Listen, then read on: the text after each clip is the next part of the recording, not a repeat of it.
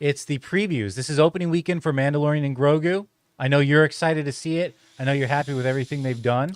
And look, it made $12 million in previews. Except there's one little thing.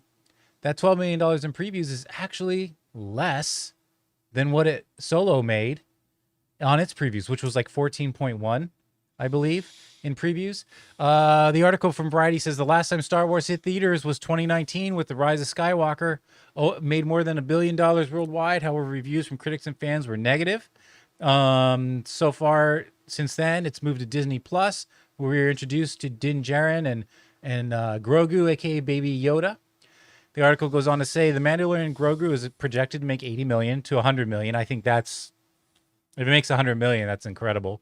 But 80 million, that would be a solid start for any movie. But this is Star Wars we're talking about, one of Hollywood's biggest franchises of all time. Mandalorian could become the lowest opening ever for a Star Wars movie, even below 2018 Solo spinoff, which let's not forget that came out with a lot of criticism. People did not. We had just witnessed poor Han Solo take a fall off that very precarious catwalk, and then they're like, "Here's Alden Ehrenreich. He's gonna be your new Solo," and everyone was like, "Well, we don't want this." I actually liked Solo. I did too. But the perception was not in its favor. Anyway, moving back to the article real quick.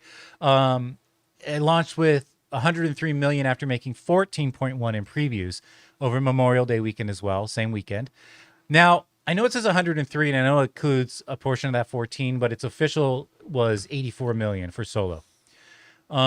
Star Wars, let's see. It is the only Star Wars movie to lose money, as its total run was 392, but it brings out The Mandalorian Grogu has a smaller budget of 165, which I know we just spoke about its budget, even that being too high, but it does set it in a little bit less precarious situation.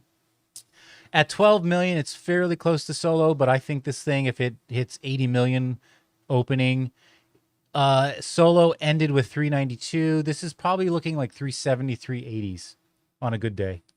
So I don't know. What do you think? Is it Trouble in Paradise for our brave duo?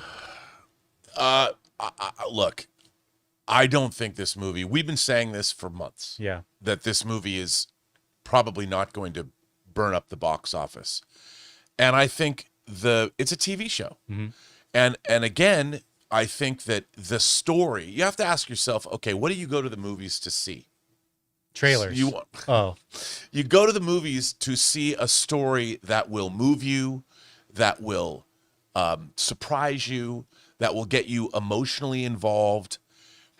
I don't think that this movie has a story that will do that. Mm-hmm. What this is doing, it just reinforces what you're already getting.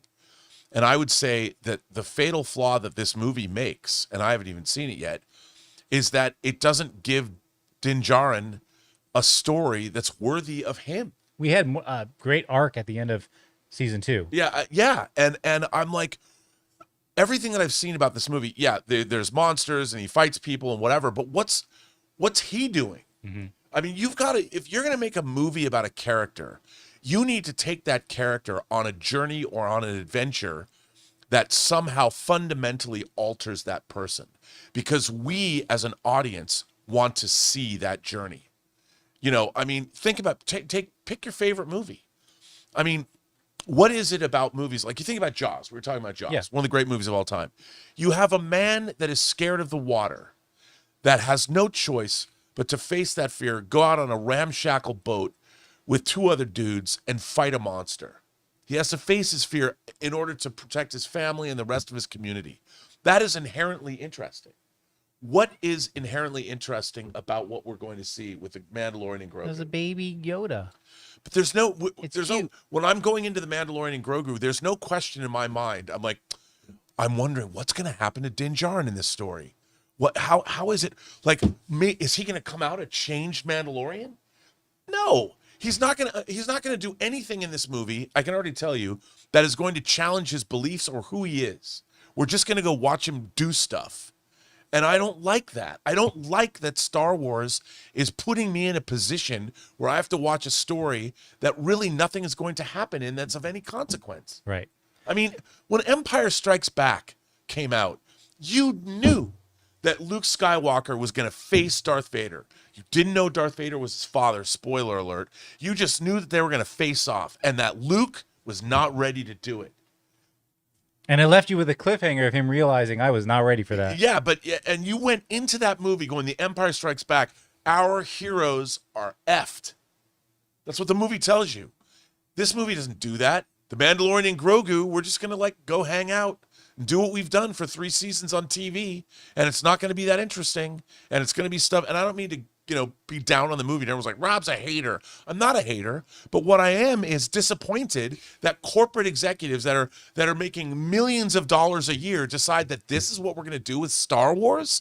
This is what we're going to do with this incredible franchise that literally changed my life and changed the entertainment landscape. And all you're going to serve up in 7 years is the same kind of storytelling that we got on TV. This is the problem with America at large. It's encompassed in one movie, The Mandalorian and Grogu. And I'm going to see it in less than 2 hours. And they still got you. They still got you to get a ticket. I did, man. And I'm going to go and I'll get I want a Mandalorian helmet popcorn bucket if there is one. Yeah. But I'm not going to like it. At the end of the day, hey, maybe they'll surprise me. I'm going to go and I'm going to get a bucket head and I'm not going to like it. But I already know I'm not going to like it because I've read the reviews. I've watched, people like Stuckman and Jeremy Johns and, my reviewers that I watch. And I'm just like. Do you think this was a marketing, after the fact, some producers had said in articles, which never really got spread around, that, yeah, the season 4 got scrapped and we still wanted to give fans a look at what we could have done. And they could have marketed this as really just like how, Stranger Things came to theaters. The Boys came to theaters. Little different because it's still budgeted for actors that are going to get paid on the theatrical side, not streaming side. But they could have really leaned into that just to let audiences know this is a series of vignettes, and it is just an homage to the show and for the fans of the show, and what we make is what we make, and that's fine. You wouldn't put that in the market because you want it to make a lot, but be honest with your audience that these are vignettes. This is the show that you couldn't get, and we wanted to bring it to theaters for you. And find a way, as opposed to pushing it like, oh, this is going to be a link between the Star Wars, like Return of the Jedi, and Episode 7. This is going to be showing, because at first I thought, this is it. This is going to show the formation of the First Order. That's what this is going to lean into. There's going to be some great sacrifice along the way, because the First Order is a bunch of pricks. But it turned out, oh, it's not really that. Some of it touches on it, but not all of it. We want to take a second to thank a sponsor of today's video, Pocket Hose. Guys, I'm excited to tell you about the world's #1 expanding garden hose and their brand new product, the Pocket Hose Ballistic. As you guys can imagine, I'm not exactly gentle with my gear. I drag hoses across concrete over the pool, yank them around corners. I even coil and uncoil them all the time to put them in my camper van when I go out on my movie meetups. And generally speaking, a lot of them don't last. But the Pocket Hose Ballistic has been a totally different story for me. It's incredibly durable, super lightweight, and just makes the whole job easier. One of my favorite things is how simple it is to use. You turn the water on, it expands. Turn it off, it shrinks right back down to pocket size. And it's reinforced with a liquid crystal polymer, the same kind of material used in bulletproof vests. Plus, it comes with the pocket pivot, which gives you 360-degree rotation at the spigot so it moves with you instead of fighting against you. And now, for a limited time, when you purchase a new Pocket Hose Ballistic, you'll get a free 360-degree rotating pocket pivot and a free thumb drive nozzle. Just text Campea to 64,000. That's CAMPEA to 64,000 for your 2 free gifts with purchase. Text Campea to 64,000. Message and data rates may apply. You know what? Another thing I think about when as a kid, when I was seeing Star Wars movies, you know what was badass? In every Star Wars movie, you got some new vehicle or new planet. Okay. In Star Wars, we got X-Wings, TIE Fighters, and the Millennium Falcon. We'd never seen anything like this before in a movie. Mm-hmm. What do we get in the first 30 minutes of Empire Strikes Back? AT-ATs, AT-ATs, AT-STs, snow speeders. Speeders, yeah. I mean, bam! They open the movie. You got new tech. Tauntauns. We got Tauntauns. We got Bespin twin pod cloud cars. We got Bespin itself. We got Dagobah. We got TIE bombers, baby. TIE bombers. We got Han We Solo. got the Executor. We got Han Solo saying that I'll see you in hell. I mean, Come on. and then in Jedi, what we got the shuttle Tidarium. We got speeder bike. Oh yeah. You know, I mean, we got the whatever else, not as much stuff, but we still got new stuff. What do we get in Mandalorian and Grogu? They bring back the Razor Crest. What did we get in 7, 8, or 9? Just black colored, black painted TIE fighters. Why is it this? Basically TIE Advance. How is we just why is it that Mando didn't come up? Why didn't he get a brand new ship that we haven't seen before? That's badass that you want a toy of. Some kind of a merging of like his super fast speeder and his old like clunker. And even then they gave him an N1 a Naboo starfighter. It's like, how do you not go to the basic DNA of Star Wars, which is give me a new ship? Well, then they wonder why their merchandise, like, they didn't fly off the shelves. It's like, well, because we've been buying TIE fighters in stores since the 80s. There was a gap, then the 90s again, and there was a gap. And then they did another re-release, and it's like, now you just want us to buy the black painted TIE and fighter? by the way, the black First Order TIE fighters were not as cool looking as the original TIE fighters from Star Wars. The color was better. And you're just getting and I got I was caught up in the hype. I went to Force Friday. I went to Toys R Us and waited in line. Of course, because we wanted to love it. Yeah, and I bought that black, First Order TIE fighter that had an extra gun. Right. But it's like in this movie, the Hutts are villains. Who cares? The Hutts can be strangled to death. They don't pose a threat. Give me some. I want to see a new. You know what the Rocky movies did? You got Clubber Lang. You got Ivan Drago. You didn't just have a new villain every time. Give me something new, people. Show me something new. Instead, what do we get? More AT-ATs. Yeah. We get more. Well, I think Starfighter. That's why I want Starfighter X-Wings to move forward. And I do think why they need to make a jump in Star Wars is because there has to be a period of peace for the forces to even just balance out. So after the events of the First Order collapsing once and for all, you can't just have another empire show up 10 years later. I understand what, Starfighter's in the future, not that far in the future, but the next, I think, chapter series, I want this to be like 100, 200 years in the future where I agree. The forces of evil have a chance to like come up into power again and affect that system of government, whatever that system of government is. Like, there's a cycle to everything. It's not about rinse and repeat, but don't just have it like, and then 10 years later, the new empire rose up. The empire, give me some time. I mean, you can look at human history and take something. That's out what of I mean. human You have history, periods of peace after World War II, and then you started to get into a fracturing of that over decades. Like, and why does there only have to be two sides? Right. What if there were 4 governmental powers? What if the Siths broke into 2, and what if the Sith actually were doing something? Because we don't know. What do the Sith actually want? If the Sith control the universe, do they have to fix the plumbing and public education? They need to stop blowing up planets because they're losing planets in that galaxy. But there's also that alien, like, how they went further in with like the storytelling, I think, and more in the comics, and where it was from a different galaxy, but that alien race that wasn't touched. Vong. Yeah, they weren't touched by the Force. Like, you could get into stuff like that.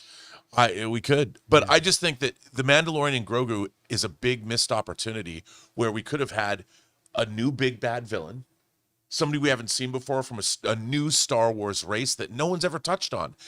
How cool would that have been? Mm-hmm. Like, create some crime lord, not that's like in the vein of Darth Maul, but somebody that's really, that they themselves, a new character that is going to face off with Din Djarin that might win, that establishes a whole new something. But now everything in the movies a rehash. I don't even get a new spaceship. There's just X-Wings and Razor Crests and AT-ATs. And I want a new Star Wars spaceship that I want to build. Maybe you'll get it soon. We'll see. Well, look, I think we beat this horse to death. Are you guys excited for Mandalorian and Grogu? Rob's going to go see it. I'm just a hater, but I'm going. Yeah. You know what? Maybe I'll just rant about that on my own channel tonight. If nothing else, it like gets you back in the world for a little bit that you love. But yeah, I don't think, as long as you're going with the expectations where they're at, like, this isn't gonna move me to, like, Star Wars used to have such badass vehicles. I mean, that was the whole thing. Well, we'll see. We haven't seen everything in this movie, so I do I am told the action scenes are pretty fun. And not only that, you know what? We watch an AT-AT in the first 17 minutes fall off a cliff. In the trailer. Yeah, and you know what I think? Felt like What- it took 17 minutes to watch What it. brain trust thought it was a good idea to take an AT-AT on a small, like that way? Of course it was going to fall off a cliff, you idiot. Why are you on that? The why other are you on path that was ledge blocked. to begin with? The other path was blocked. They had to go through Khazad-dûm. Yeah, I guess. So, I mean- wrong franchise. You know what? AT-ATs should never be shown in positions of vulnerability unless it's creative, like a snow speeder takes them out. That was creative because that was Luke being a Jedi and thinking, you know what? Go for the legs. But I'm gonna sweep the leg. All right, guys. Well, look, we've run through the topics and we've run through this topic to death. I think. something's run through me. My imagination is gone and my heart is dead. What do you guys think? Is this spelling doom for Mandalorian Grogu? Do they even need to make as much as Solo since the budget was lower? Do they understand that they were just releasing more, vignettes of the series, and they're not really looking for huge numbers? And if they do get 400 million, all the better for them. What do you guys think about it? Let us know in the topics or in the comments down below. Hey guys, thanks so much for watching this video. Make sure you like the video, leave a comment, and subscribe to our channel. And don't forget, we have a daily podcast called the Jon Campea Show Podcast, available on Apple Podcasts, Spotify, or your favorite podcasting app of choice. Go and subscribe to it today so it'll be there when you need it.